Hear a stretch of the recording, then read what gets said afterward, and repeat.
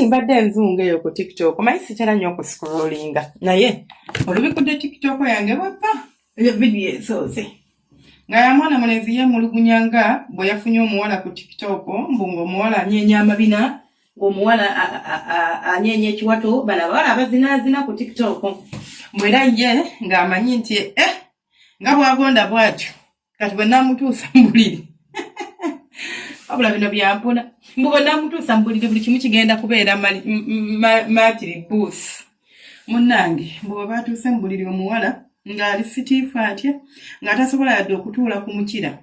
Abaami baffe abalungi, abasajja baffe abalungi, baboyfriend baffe abalungi, nammwe abakyakwana mumpulirize.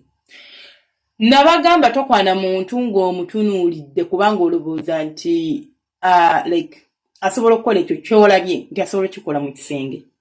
Omuntu nga muzinyi nti nga ndi muzinyi like a dancer, si muzinyi omuzinyi w'embolo nti nsobola okutuula ku mukira gw'omusajja. Nsobola okuba nga nsobola n'okufukamira n'enzina nga bwe nandibadde nfukamira n'enzina omukira gw'omusajja, naye ate nga sisobola kuzina mukira gwa musajja.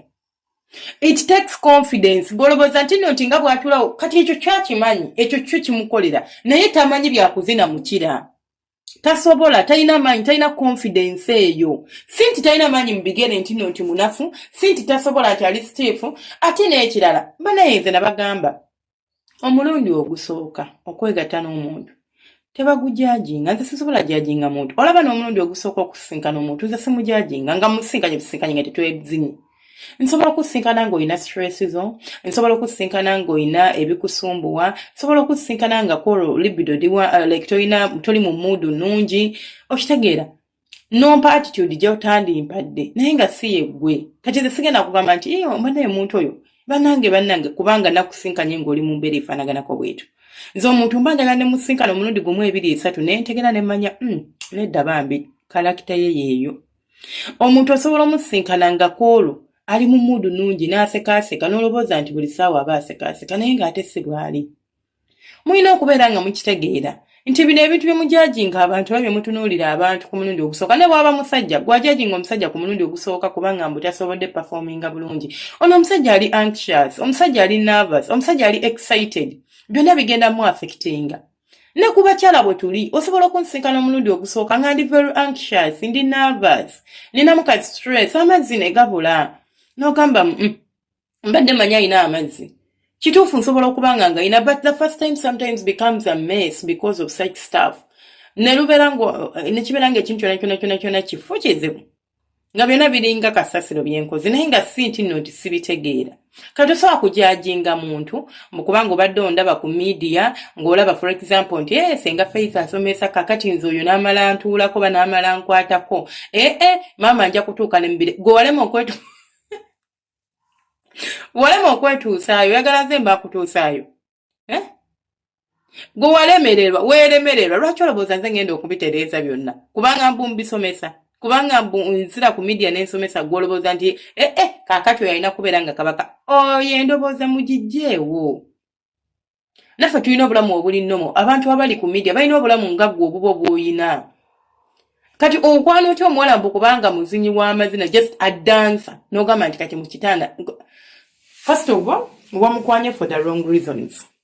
Your target was kumuteeka mu buliri kulaba kiki asobola kukola mu buliri. Sinti wamwagadde nti akuba nti ate this is what a lot of young girls ku social media naddala TikTok ne Facebook, this is what you guys go through. Temumanyi omuntu n'akwagalako mwezi gumu n'akudampinga n'omulala najja, and these people give you a lot of money. Bajja ne baba love booming nga n'akuwa ssente n'akulobozesa nti mukwano gwakwagalako. Wabula ayagala kwanguya process diri wakuteeka mu buliri akite kuba talina budde obugenda ku entertaininga for that long. Kosi takwagala. Mote mukitegeera omusajja akwagala tasobola kuvaayo n'agamba nti bannange I was very disappointed kubanga nakusinkanya omulundi ogwasoose n'obeera nga tosobola dde okunyeenya ekiwato nga you are very very stiff in bed. Golobooza asobola. Cause waliwo effects nyingi oba waliwo ebintu bingi ebirinza okuleetera okufuuka bwentyo oba okubeera mu mbeera bwetyo ku mulundi gwange ogusooka. Sikulabangako ng'oli bwere tondabangako. I'm not so confident around you. Simanyi oba kati it's fine with me okubeera nga I express myself the way I'm supposed to express myself. Abamu osobola n'okugezaako ne bigaana. Nga nawe okimanyi, this is not you, this is not how you do your things. But bigaanye, you're trying but you can't get through it. Like, tokitegeera why, but that is it. Katosobola kuŋŋamba nti nno gw'ojajinga omuntu oba gw'onjajinge ng'ekintu ky'onjajingirako it was our first time. Kubanga toyina na bugumiikiriza bunzirako gwakubiri because you were just lasting for me. Wabadde oyina ejjakirizi. Twasoma wano ku jjakirizi ne bagamba abantu mu mistakinga love ne mulowooza nti eyo love naye nga omuntu just ayina ejjakiriza ayagala kwebakako bwebasi. Kasita tabinyumirwa tadda. Bw'aba tabinyumiddwa ng'akwagala cause that is not the only thing kyakwagalako. Amanyi we can always adjust mu buliri. We can always change. Nze abadde ali boring n'enfuuka exciting. Nze abadde ali exciting n'enfuuka boring. Nze abadde tamanyi kyakola n'embeera nga kati ndi kabaka mu kyo. We just learn. Kugamba wagenze mu buliri n'omukyala nga the only purpose ky'oyagala akutuule ku mukira akunyenyeza ekiwato, then she fails, then you feel very disappointed in her, nolaba nti talina makulu. Really? Momulaba nga kijja. Tebinyuma. Amazima gugani tebinyuma. Muyiga okubeera nga abakyala oba abasajja bwe mulaba ku media, abamu mulaba abasajja ng'omulaba ali awo ayina akanyama, ayina body, bakiyita bata six pack, ayina that figure eyo gundi eyo abs, like n'otunula wansi awo nga waliwo omukira, waliwo abaguflantinga n'ayambala nga kyonna kyonna kiri muli. Abamu nno bambi ng'oluusi muteekamu na biteeke bintundu nga sigwa ddala. Abamu gye bajja ddala n'ogamba kati oyo n'ankwatako nze ajja kuntuusa ku ntikko.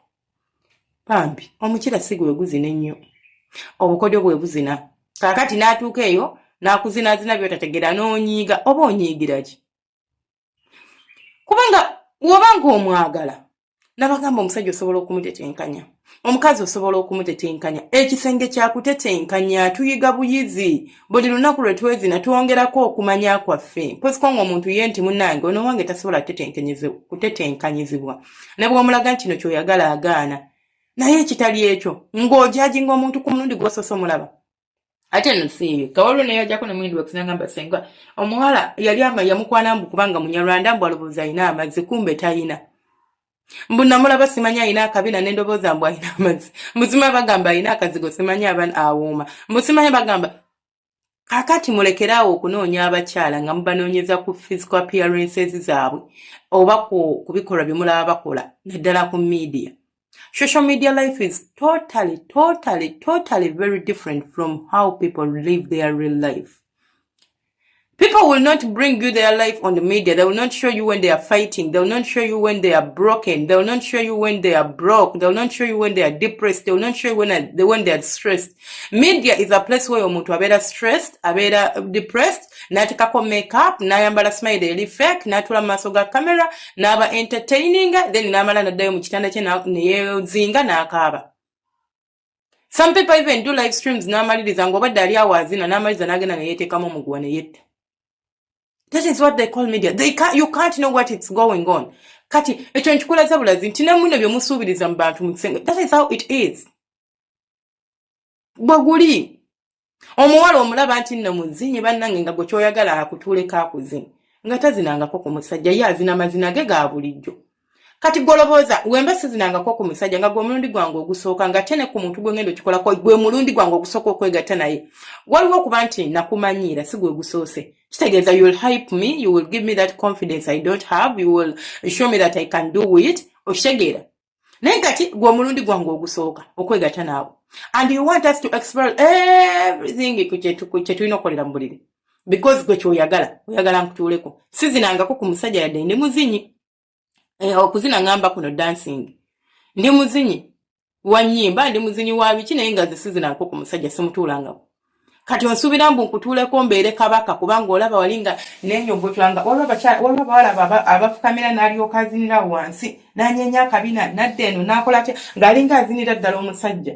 Omusajja n'ayasamira n'agamba Mukama Katonda oyo kaakati n'alyoka akuyiwamu akasente n'omutuusa mu buliri n'omukazi wattu tabikolangako ye amanyi byakufukamira okuzina nga okutuula ku mukira not something kyeyandibadde akikola singa obadde omuwadde akadde n'akumanyira n'akutegeera nga yandibadde asobola okukikola naye omukwanidde weeks 2 kubanga oli mu bwangu olina engeri gy'omuleetedde okwanguya ebintu dakiika 2 muli mu buliri andi oyagala abeerenga malaaya leka akulage nti byonna abimanyi malaaya aba yeetegese kubanga ogwo mulimu gwe naye ono omuwala aba teyeetegese so byange nsigadde nzesenga 5256 mulegerawo okujajinga abantu ku mulundi ogusooka okwezi n'okusooka kubaamu ebizibu bingi tekubeera nti nno omuntu bingi ebiriza okundekera okukola bulungutu nsobola okubeera nga ndi mukalu wekkalu nga sirimu yadde otuzi n'ogamba ye tuli kuki kubanga tompadde nakadde kuyiga kwesunga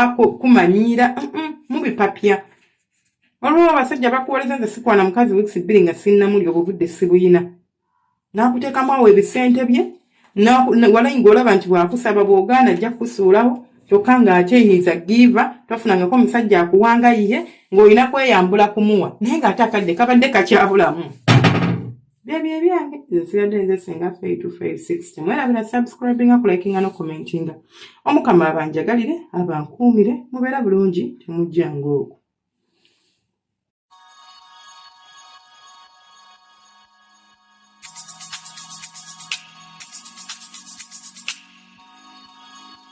Yeah.